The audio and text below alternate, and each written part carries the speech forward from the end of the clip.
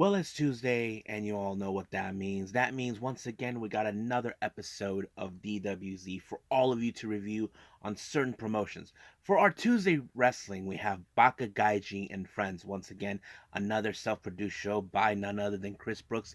As you know, some of the matches were never announced, but these are really were fun matches. You definitely will love to see it if you guys go on YouTube and check it out.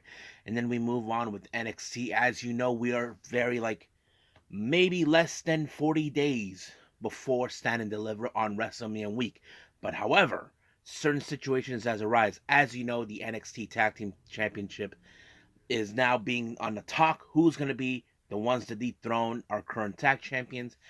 Dragunov has some questions towards Mello for what he did to Trick Williams, and so on and so on. But first things first, we're going to review the much recent shows with Pro Wrestling Noah. The first one is Star Navigation. This one features two championship matches. The GHC National Championship defended in a GLG showdown between two teammates. And then, of course, we have the GHC, the Junior Heavyweight Tag Team titles are also on the line. And then we move on to the following day for Sunny Voyage, where they start the annual tournament Victory Challenge. We already have teams that have been announced, but this is only just the first round matches. We'll see how it goes beyond that as we go. And then we move on with some news updates. Majority of it is all about the updates with the promotion. And as for developments, well, a now former New Japan Pro Wrestling talent will be making his way to an American promotion, which I think many of you may know who I'm talking about. So, let's get ready for another episode of Deleted Wrestle Zone.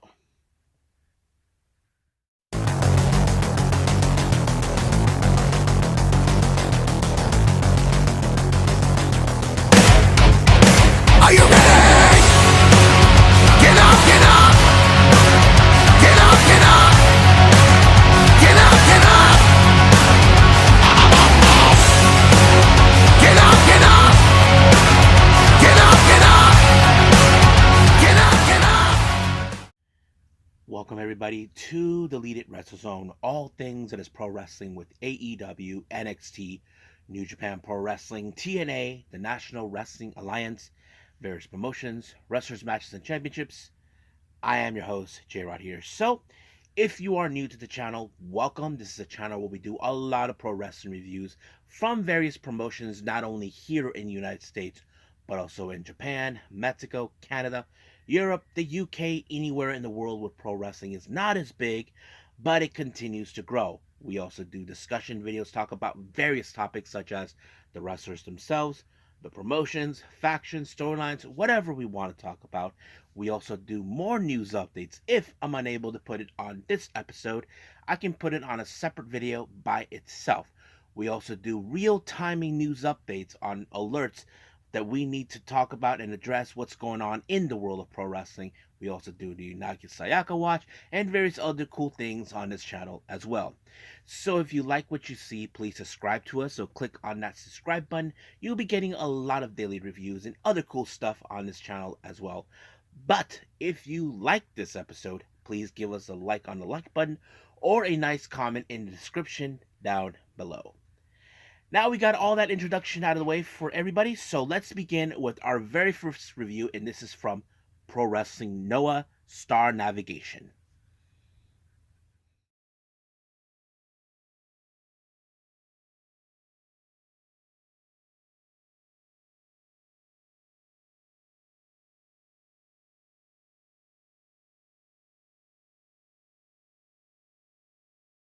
Okay, Pro Wrestling Noah with Star Navigation.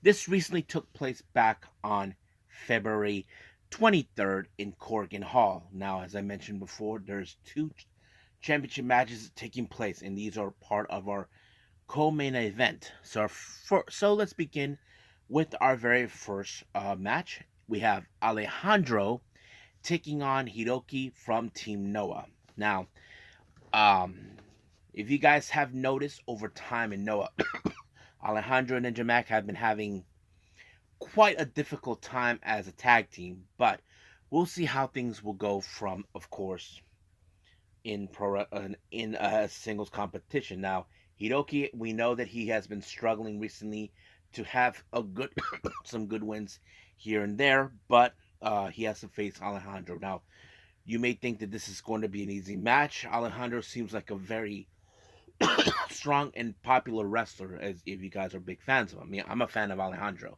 not gonna lie, because his name is unique, and not to mention he created his own mask. But one thing is clear that Alejandro used a lot of his high flying skills, but however, that did not do any well for him because he was able to use the jackknife onto Hiroki to win. Hiroki wasn't too sure because he might have kicked out maybe right after the 3 count, but referee told him it's already been 3 and it was done. So the referee's decision was final. Our next match, we have Super Crazy teaming up with Hajime Ohara, taking on Stinger, consistent of Yoshinari Ogawa and Daga. Now, keep in mind, Daga and Ohara have met previously.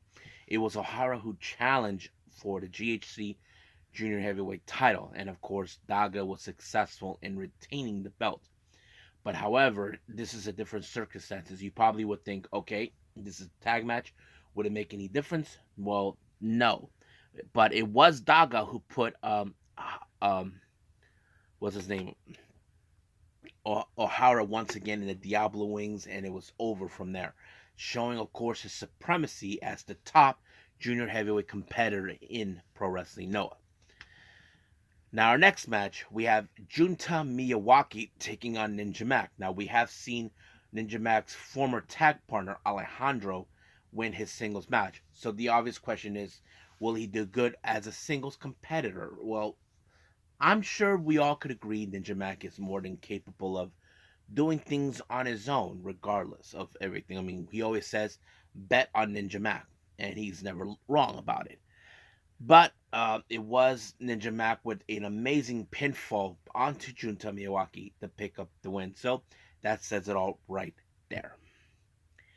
Now, this next match, well, the next 2 matches, these are more of like the preludes or the precursors to what will lead to the start of the Victory Challenge Tag League. Now, if you guys aren't familiarized with that, the Victory Challenge Tag League is a tournament kind of like the World Tag League and and of course a real World Tag League. So these guys will challenge for a shot of the GHC Heavyweight Tag Team titles, be currently held by none other than GLG, Anthony Green, and Jack Morris. Now there's going to be makeshift teams that will be put together. Now let's begin with the first match on that one. The first one we have the brothers, Dragon Bane and Alpha Wolf. They team up with Atsushi Kotoge and Go Shiozaki of Team Noah.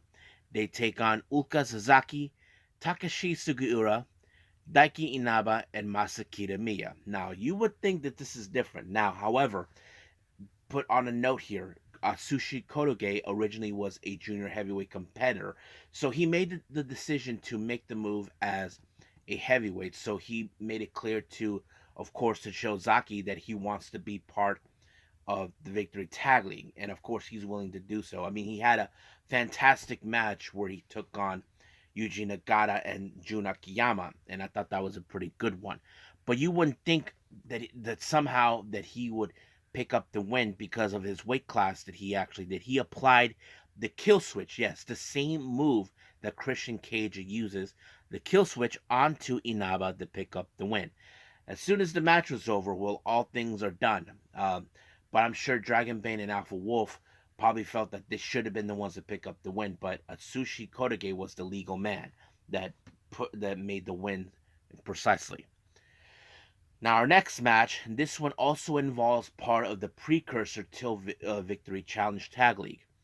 We have Real, consistent of Saxon Huxley and Timothy Thatcher. They team up with Shuji Kondo and Manabu Soya.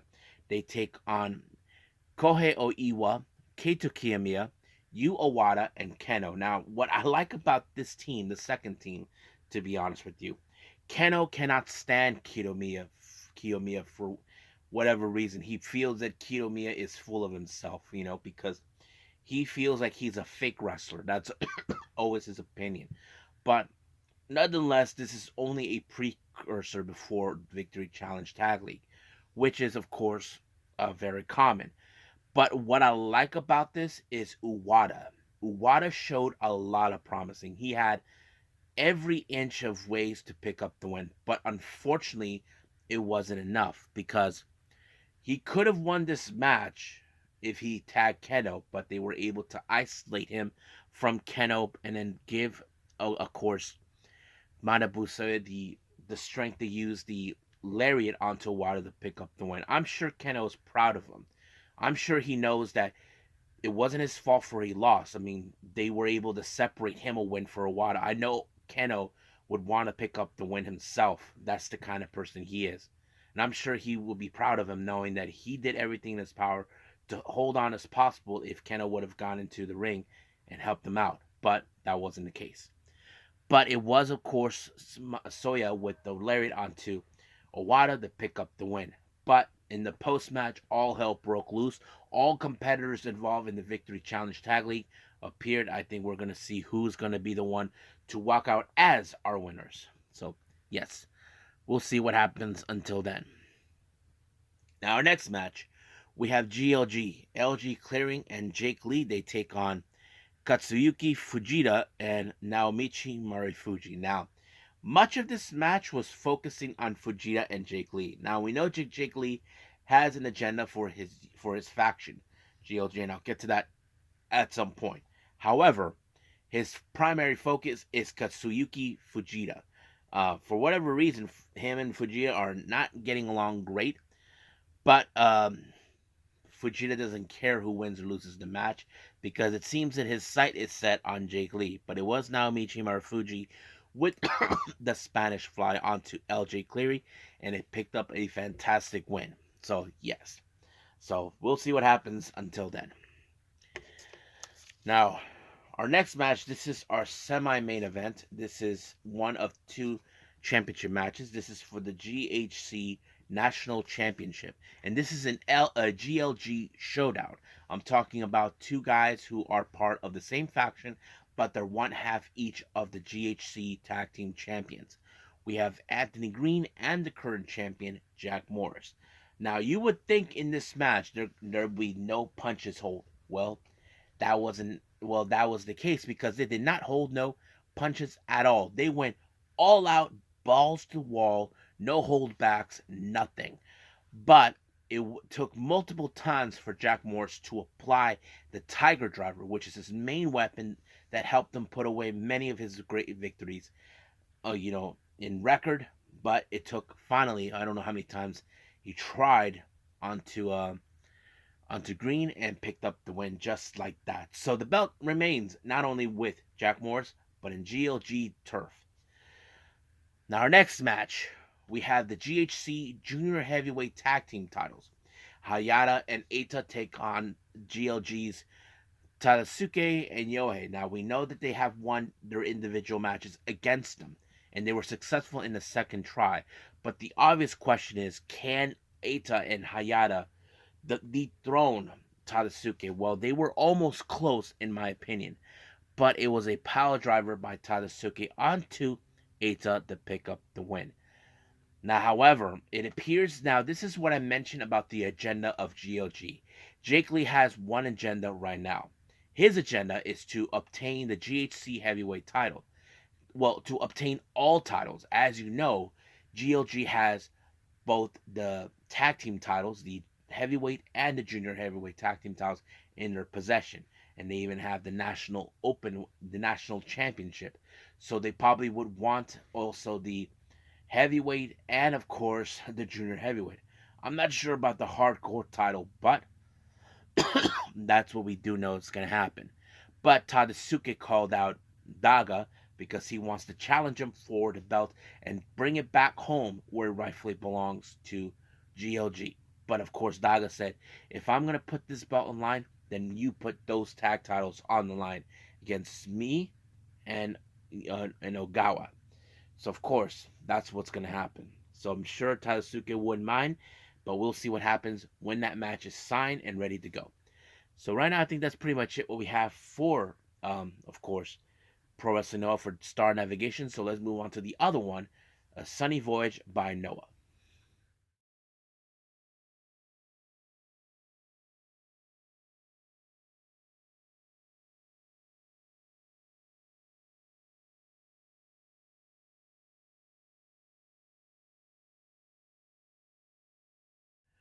Okay, as we continue with more with Pro Wrestling Noah, they start the beginning of the Victory Challenge Tag League in the Sunny Voyage Tour. Now, those who are unfamiliarized, if you guys are fans of the Japanese wrestling scene, then you know exactly what I'm talking about. Those who don't, let me explain. Tag League is not basically like a tournament where one team is eliminated. Basically, you have a point-based system. Just like the G1 or the World Tag League or any type if you see New Japan, which is similar. But the only difference is, in this particular one, there's less teams in this one from what we watch. Now, I'll get to those in a bit. Now, let's begin, of course. This took place recently, the day after Star Navigation in Korakuen Hall on the 24th. Now, our first match, we have Junta Miyawaki taking on Hajime Ohara. Now, these two guys are no strangers with each other. They used to be part of the Noah Junior regulars in the past, but now they're opponents since the Noah Juniors were dissolved after the retirement of Harada. So you would think that this is going to be a good way for them to bring up some reps as a junior head competitors. But unfortunately, that wasn't the case because Ajime Ohara was able to apply a very strong submission onto Miyawaki to pick up the win. Next up, we have Hayata. He teams up with Alejandro and Ninja Mac. Now, we know in the past, Ninja Mac and Alejandro haven't had good success as a tag team. We know that Hayata has success, but I don't know how he would function with these. But they take on none other than GLG's LJ Clearing, Jack Morris, and Jake Lee. So I have to say this is one of those matches where, of course, you have three competitors who are junior heavyweight competitors, but in GLG, with GLG, you have one who's a junior competitor, and that is, of course, LJ Clearing. And I think this is a perfect opportunity to try to step up because we know that Jake Lee said he would love to see LJ Clearing get his first GHC Junior Heavyweight Championship. That's something that he would love to see. And luckily, he did that. He proved it himself when he applied a somewhat version of the Into the Oblivion, kind of like was it like, of course, David Finlay does, and he did that with Alejandro, giving him his first win. Now, our first match of the Victory Challenge Tag League, we have Dragon Bane and Alpha Wolf, who made the transition from junior heavyweights to heavyweights. They take on Masakita Miya and Daiki Inaba. Now, we know they had a good, successful match against the members of GAG, more specifically with Green and Morris. And I think this is the perfect opportunity. If they hold both titles, they'll be one of the few tag teams that can say, yes, we are the ones who hold these titles in Noah, and that kind of sets it up. And I thought it was a pretty good one, but it was Dragon Bane with the shooting star press onto Daiki Inaba to pick up the win, and of course, Dragon Bane and Alpha Wolf gets their first 2 points, while Kitamiya and Inaba 0. Now, our second match involving the Victory Challenge Tag League, we have Shuji Kondo and Manabu Soya taking on Yu Owada and Keno. Now, Keno had no interest of being in this league to begin with, but however, Yu Owada, who's determined to learn from Keno thought maybe this would be a perfect opportunity for his newly protege to learn from. So basically, we know Owada is a capable wrestler. He knows that at times he has to keep on going even if things don't go his way. But he does listen to Keno at times when he tries to finish off the match. But you would think, okay, that somehow you would think Keno, who is the most strongest wrestler in this match, he would have picked up the victory. Well, fortunately, that wasn't happen because they were able to separate Keno away from Wada. Wada had no other choice but to once again to go at it alone. But unfortunately, Owada ended up in a double lariat by both Soya and Kondo, giving them the win. So that kind of sucks.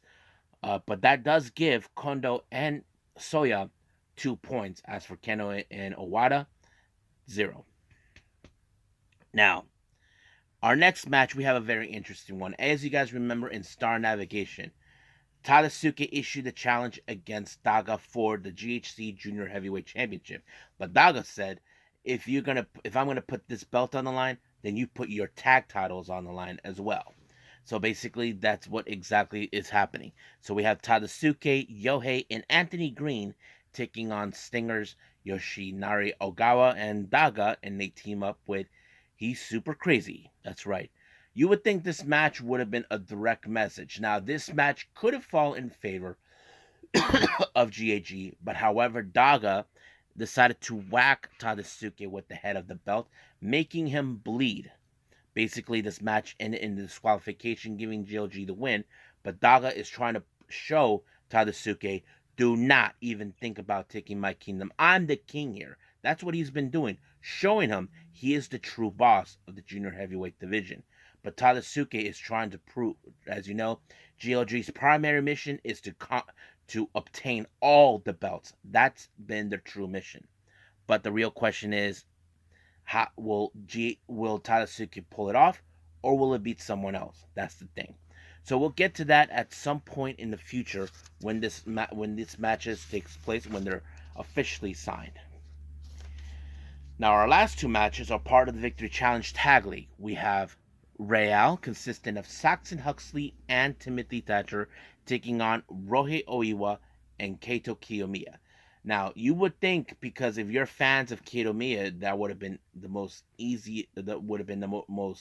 fan favorite of the match. However, Real, who's proving to be one of the most toughest competitors, the ones that are not here to play games, that would have been the real situation. But it was, of course, Thatcher showing his technical paralysis in this match that helped him win when he applied the Fujiwara armbar onto what's his name, onto Oiwa, and forced him to tap out, giving Real the first 2 points.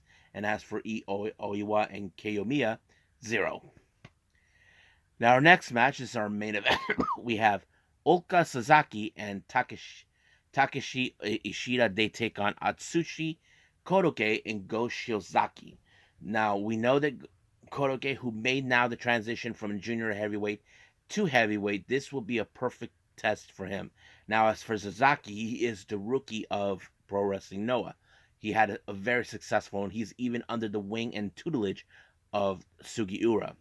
So I was thinking in the back of my head that Kotoge, who has more experience than Sasaki, would have been the X factor of this match. No. Excuse me. Nope, that wasn't the case. I was surprised. Now, those who know, Sasaki has a bit of an MMA background, and that helped him very well because it took multiple times for him to put Kotoge in a armbar, and presto, he forced him to tap out, giving him and Sasaki the first 2 points. So this is only just the beginning, folks. Only the start of the Victory Challenge Tag League. But we will see who will walk out as the winners towards the end. We know this thing will end next month.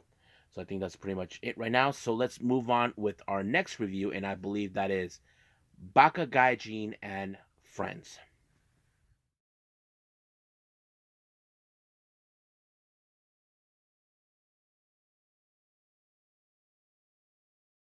Okay, Baka Gaijin and Friends. This is actually a produced show by none other than Chris Brooks, a British wrestler who's been residing in Japan. Now, those who don't understand what Baka Gaijin means in translation, Baka, I believe it means either stupid or idiot. Gaijin, well, those who actually lived in Japan or those who are Japanese inherited, you guys know what that means. It means foreigners.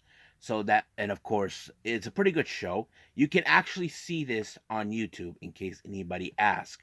All you got to do is go on YouTube, and if you probably saw the sign before the start of this review, then you guys know exactly what I'm talking about. So we're now in volume 12. This was the much recent show they actually put out. Now, for the record, I did not know who was going to be involved, who was booked for this match, because they normally, there are times they save this on the day of, either before or on the day of the shows. That's the thing that bothered me. I did not know there was. I went on their X account and nothing. They haven't announced who's involved. But nonetheless, let's just begin. Now, for a ring announcer, they announced Shin Suzuki will be doing the entire thing. He's been out of action for quite some time since he got injured. But luckily, I'm glad to see him. Now, our first match, we have Antonio Honda taking on Maho, who in fact is dressed like Orange Cassidy. Now, yes, he is dressed like Orange Cassidy. He does put his pockets, those soft kicks, all of that. Now, you would think that this would have been a fair advantage to pick up the win. However, Antonio Honda is a much different breed of wrestler. If you guys ever seen him, he normally likes to stop during his match and does palm reading and then does this thing with the fox, that sort of thing. That kind of goes in a way where you think, okay, Antonio Honda would have had the much better advantage in that. But nope, it was of course, well, normally we call it the Orange Punch by Orange Cassidy since Mao is dressed up like him. He actually used the Superman punch, as they call it, and picked up the win by knocking him out. Now, our next match, we have tag team action. We have the Mad Dr. Yuiki and Mecha Mummy. Now, before their opponents showed up, the Mad Doctor told Mecha Mummy to follow his orders. So basically, he's not happy with the results of recent matches that they've been dealing either in tag match or handicap matches, that sort of thing. So, but their opponents are a team that we know they have been slick, very cohesive in their craft, and we're talking about CDK, none other than Masahiro Takanashi and Chris Brooks. Now, if you guys ever seen them, they're always been very adaptable as a tag team. They know exactly what they need to do. Masa is a bit more of the he can try to be a more clever in the ring, try to be more slick. As for Chris, well, we know he's a bit cocky and arrogant, that makes him overconfident over his opponents. But when it comes to the Mad Doctor and Mecha Mummy, that's a different story. He knows that these guys would try something new. But however, there was a moment where the Mad Doctor instructed Mecha Mummy to do something, but it backfired. It put, of course, Mecha Mummy in a double pin by CDK to pick up the win. This was a huge disappointing loss for the Mad Doctor. He said now back to the drawing board. But the real question is that he screwed things up. We know the Mecha Mummy could have picked up the win, but that wasn't the case. So now our main event. This is a title match. Now this is not from from the show itself. I mean, they are willing to put belts from other promotions on the line as long as they get permissions from wherever. So, the title that was on the line is called the SWS Hardcore title. So basically, we have this guy named Kota Ibushi Koshi taking on Munetatsu Nakamura. Now, I don't know who this Kota Ibushi Koshi is, but uh, I do know Nakamura. He's from the Gambari Pro brand, one of the young boys. We know he has Lex experience in the wrestling ring or anywhere else, but he was pretty capable of doing on his own. Because right now, for me, the wild card is Ibushi Koshi because I don't know jack about this guy. But it was Nakamura who applied the Michinoku driver onto Ibushi to pick up the win and become our brand new SWS Hardcore Champion. So yes, so I think this is his first championship he's ever held. We'll see what happens down the line with him. But for now, I think that's pretty much it with Baka Gaijin and Friends. I believe it's time for NXT.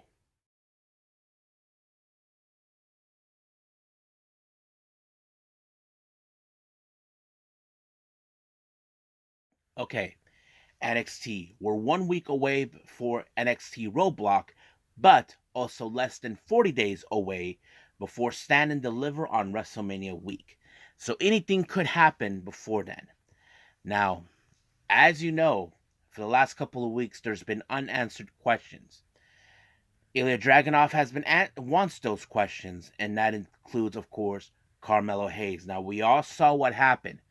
Dragunov has been questioning about Carmelo Hayes' recent behavior and recent betrayal towards someone he considered was a friend, but later felt that he crossed the line, and we're talking about Trick Williams. Now, of course, Melo was there to be. He was escorted by his own personal security, but we all know what exactly this storyline was going to. Melo is looking for a way to get back onto the title picture reign. That's always been his priority. But of course, Dragunov always believed that maybe it could have been that it was too simpler. That of course Carmelo Hayes was playing put the blame on Trick Williams's attack on him. But we'll see what happens.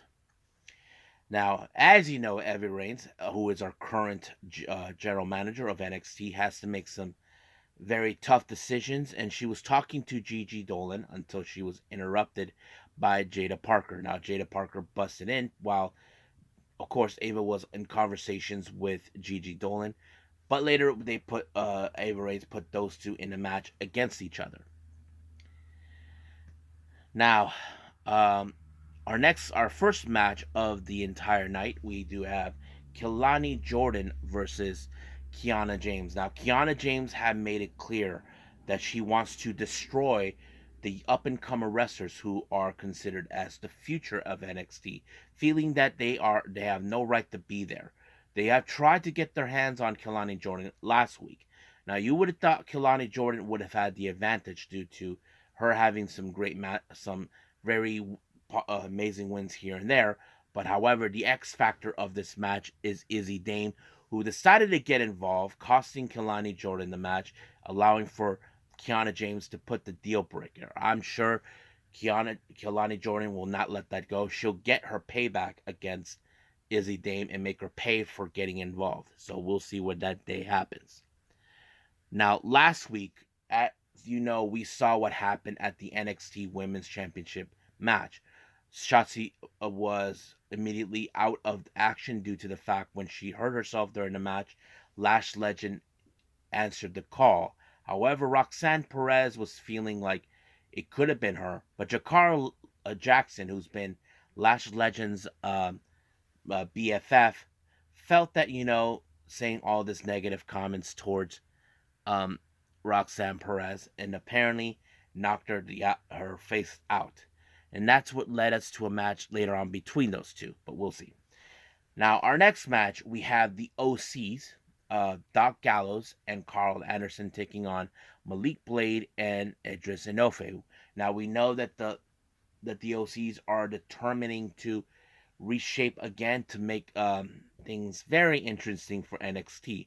However, you would have thought the Malik Blade and Idris Enofe would have picked up a fantastic win, but that wasn't the case. It was a magic killer and a 1-2-3 sweep by the OCs onto to Malik Blade and picked up the win.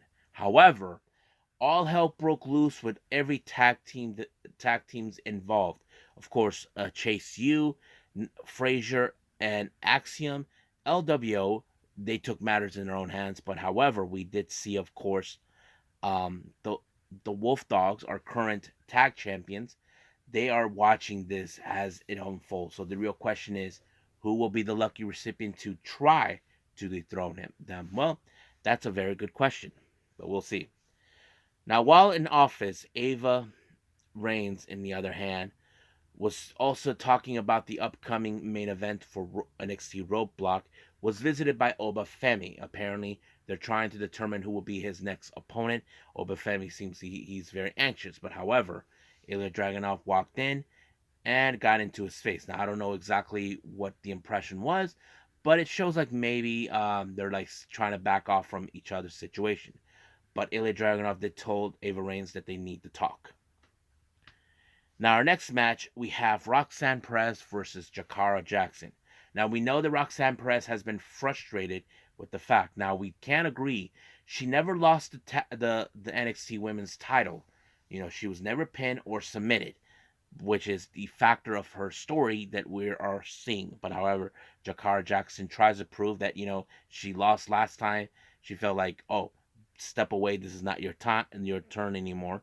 But however, as you know, Lash Legend was by her side, and she got caught and sent to the back, but it was, of course, Roxanne Perez with the crossface. So basically, we know that Roxanne Perez has determination to get the NXT Women's title back, but the real question how she's going to do that. Towards the end of the night, we did see her leaving, but she refuses to talk to anybody about how things have been going with her, but we will see what happens. Now, things have been very interesting when it comes to some of the ladies in the locker room.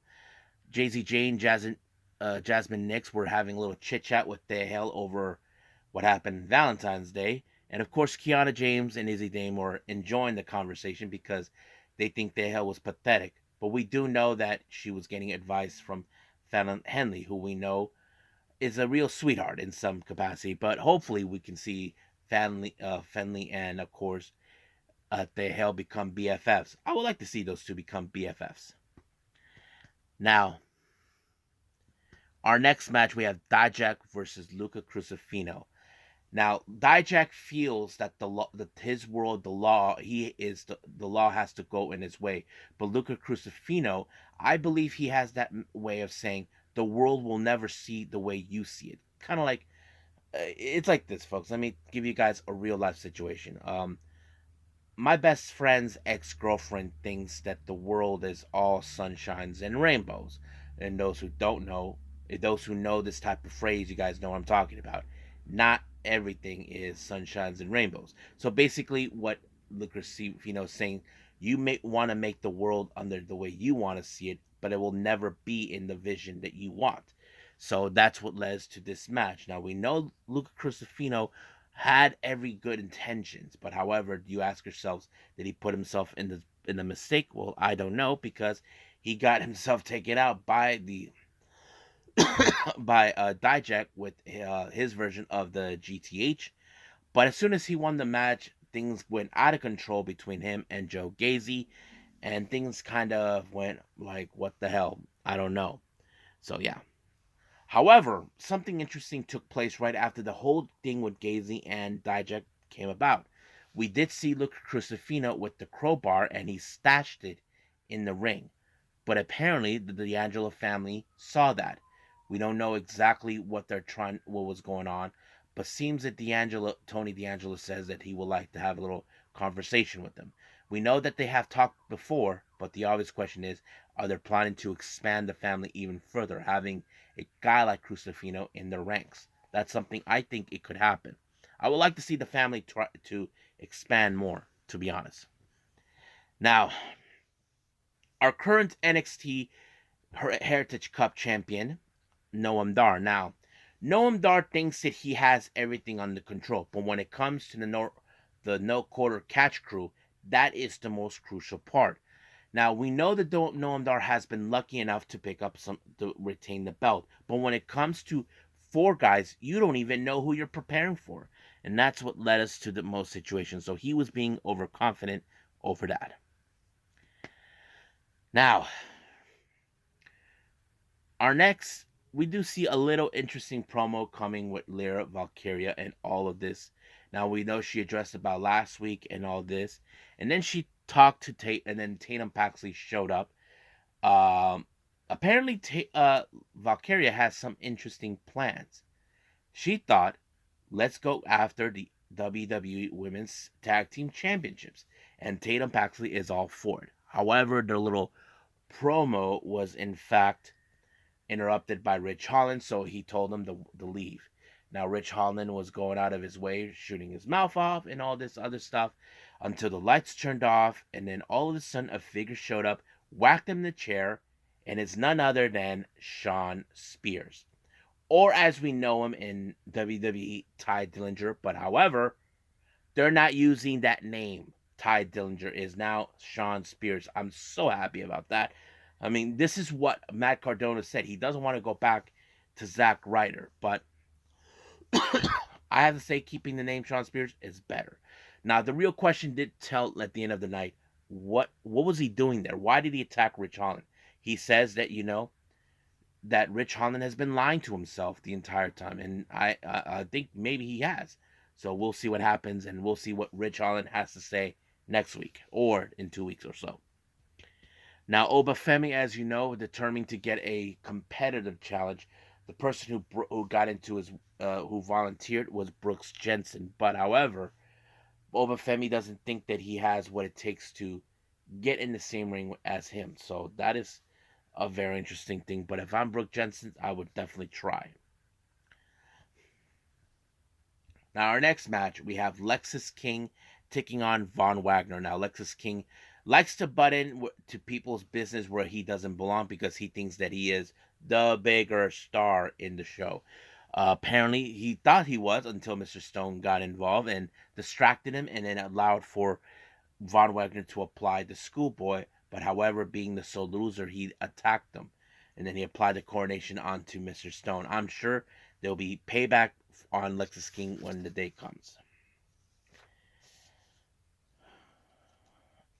Now, as you know, they've been Lyra Valkyria and Tatum Paxley have been watching a clip from at the back towards Asuka and Kyrie, but all of a sudden Parker got involved and talked about this. But Ariana Grace, being of course she thinks that she's politically correct, saying that you don't need championships, all you need is the heart. And of course, in a way you would say, bitch, what the hell are you talking about? So Parker did not like what she's saying. So they told her to shut up. But Grace is trying to act like she's a pacifist in some capacity, but it's not going to work. But we do see Parker taking on Gigi Dolan. But at some point, we saw Ariana Grace was right there.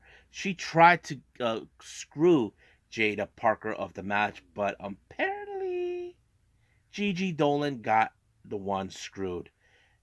Jada Parker tries to talk to her, but if I was Ariana Grace tried to talk to her and all this, like, we need to make this right, all this. I would say Gigi Dolan's gonna kick her ass for being all this, but we'll see. So I don't know what Ariana Grace was thinking, but it's her funeral.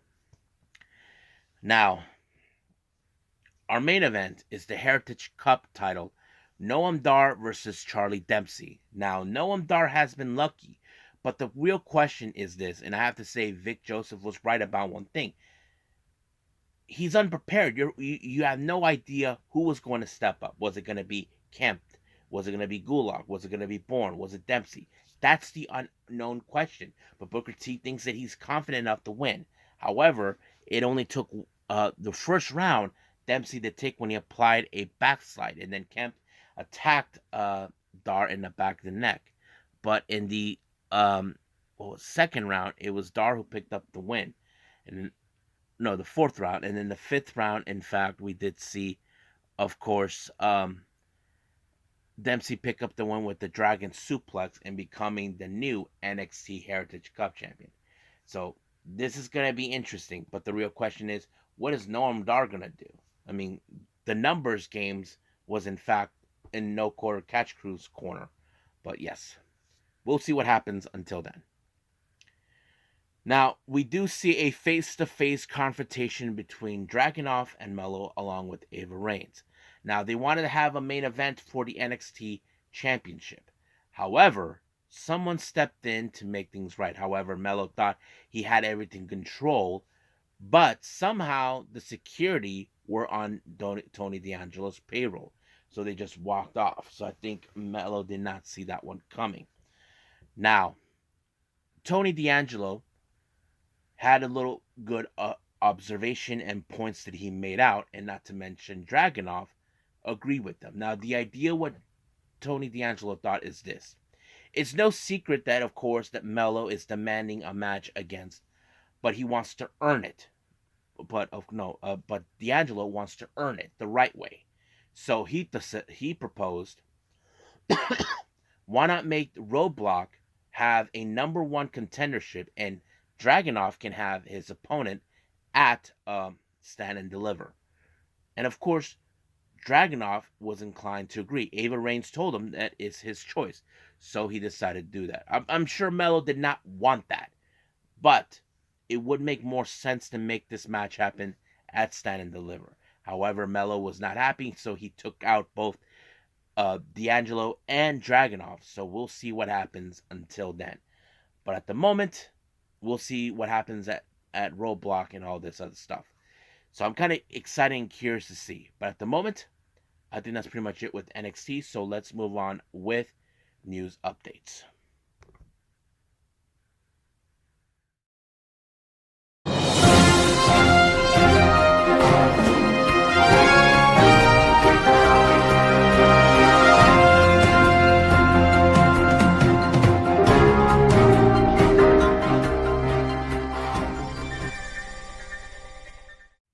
Okay, so welcome to our news updates. Now, majority of our updates are about the updates with the promotions on their upcoming events. So this is a huge one, and we only have one development that we'll be getting to that in a bit. So let's get started with with the updates with the promotions. First, we're going to do the GCW updates. As you know, we have the Keep in Touch happening this weekend. It was announced that Billy Rock will be in action to take on Billy Starks, Space Jesus. That's right. That's going to be one interesting match to watch. Now, the following week, for the So Much Fun, we're going to have a GCW World Title rematch. We have, of course, Blake Christian will be defending his belt against the person he dethroned to get this belt. We're talking about Masha Slamovich. During his X account, he did say, "Why do I have to face this clown again? Simple. You don't think she deserves to have a rematch?" We know that many fans would want to see Chris lose his belt, but we'll see what happens. Now, for the upcoming Philly show for, of course, Bloodsport 10, it was announced that Josh Barnett will be in action to take on Johnny Bloodsport, or as we know him, Johnny TV at AEW, Johnny Multiple, however you want to call it. So, yeah, that will take place on the 4th of April.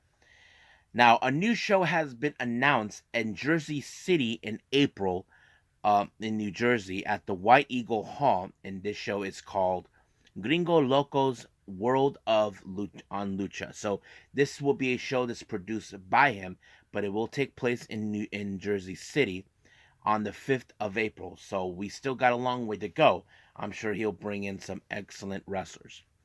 Now, updates with pro wrestling, with Prestige Wrestling. Two events have been updated. Alive 2 on the 24th of March. The Prestige World title will be defended. Alex Shelley, who is the current champion, defends his belt against, of course, Alan Angel. So that's going to be an interesting match to watch. And then a month later, at Roseland 8 on the 14th of April, it was announced that Kylie Ray will be in action to take on the Pink Striker, Miyu Yamashita. Now, we do know it was announced Miyu Yamashita will be doing an excursion after April. So if you guys have any, if you know any promoters or anybody that would like to book her, let them know.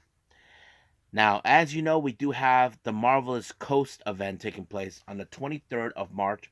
Two matches have been announced. We have you taking on Trish Adora. So that's going to be a fun match. And then we're going to have a bit of an interesting match. Titus Alexander versus Alpha Zoe. Now, I don't know if this is something that Titus Alexander wants to resolve with Alpha Zoe after what happened last time at the start of the year, but we will see it. And then, of course, we have the KAOZ Lucha Libre's 39th anniversary of Blue Demon Jr. on the 24th of March. As you know, there was a four-way match that was announced. We have Matt Cardona, Blue Demon Jr., and Cibernetico. However, the fourth name was never announced until now, and that name is none other than Pagano. So I'm very happy that Pagano is going to be involved. However, KAOZ Lucha Libre has announced that the women's championship has been vacant. The last champion was none other than Fabi Apache. No clear indication is, but they're saying that there could be the possibilities of a brand new crowning champion on the 24th of the show. So we'll see what happens. Now, RevPro has announced for the Revolution Rumble that will take place on the 31st of March. Shigehiro Ira has been announced as a participant of this, and I think many people will love to see him win. And then finally, as you know, in April on the 12th, I believe, on the 12th of April for Windy City Riot by New Japan Pro Wrestling, two Stardom talents have been announced to be participating in the show. We have Azumi and Mina Shirakawa. Now, there's no indication will they be opponents or they will be in separate matches or teaming. Who knows? But we just don't know the situation. What's the idea for them? But if it involves the New Japan Strong Women's title, hopefully that will be the case. But we will see. Now, that's pretty much it for our promotions. Now let's talk about our only developments. As you know, at day 2 of Sapporo in New Japan Pro Wrestling for the new beginning, Tama Tonga has officially ended his time with New Japan, and it was been rumors that he is now inbound for WWE. Now, there's been talks about that for a while. Now, there's been rumors circulating he's already signed to it, but there are those who are starting to talk about the possibility who will he side with? Will it be with AJ Styles or Finn Balor? But there are people who have been commenting he'll probably join the Bloodline. I mean, that is the possibility. We know that Haku, his father, is close friends with The Rock, but I'm not sure yet. But I'm sure we will see what happens when we get to that. So I think time will tell until we see Tama Tonga, and then we'll find out. I think that's pretty much it for now. I believe it's time to call it a day. Okay, hope everybody enjoys this episode. Coming up, we do have AEW Dynamite. I'm sure we're going to see the brand new logo that they actually mentioned. And hopefully I get to put it on the next episode, but we'll see. We do have the latest Gleech show, version 9, I believe. And I forgot what matches are taking place, but I'm excited for it as well. But we'll see how it is as we progress. I haven't decided yet because I am behind on All Japan Pro Wrestling with 4 shows, but we'll see what happens from here on out. But at the moment, this is the plan, and that's pretty much it. So I will see you guys on the next DWZ time. Same DWZ channel. I must bid all of you adieu. So, goodbye. And have a nice day. Bang.